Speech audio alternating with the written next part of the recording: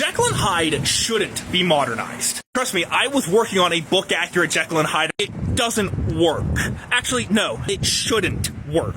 Because the plot, the setting, and the themes are inextricably linked. You cannot have any of those three without having all of those three. Because Jekyll and Hyde is not just a story about addiction, it is not just a story about the duality of man, it is also a story about Victorian repression. Sure, societal repression in general, but Victorian societal repression. For anyone who didn't know, in the book, Jekyll and Hyde is not some sort of split personality DID thing. Hyde is a mask that Jekyll can wear so that he can get away with doing whatever he wants without fear of societal consequences.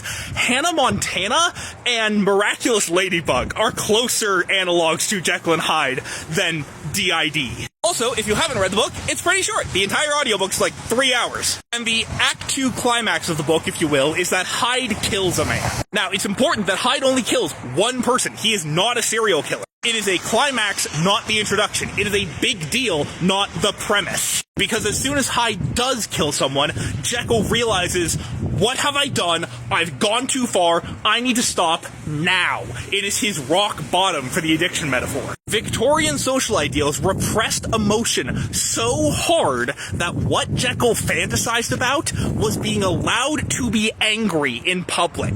Almost every instance of Hyde in the book is violence out of anger. And if you modernize that story, you're not making some sort of commentary about toxic masculinity, because toxic masculinity tells men that anger and violence are the only emotions they should show. No, if you try to take that theme and apply it to modern times, what you're saying is not, the Victorians were ridiculously repressed, what is wrong with you people? What you're saying is, all of us secretly have the desire and urge to kill people. And I'm sorry, no we don't. If you do, that's one thing, but don't put your moral baggage on me. That's why I say it shouldn't be modernized. Because sure, you can make that thematic statement if you really want, but what's wrong with you?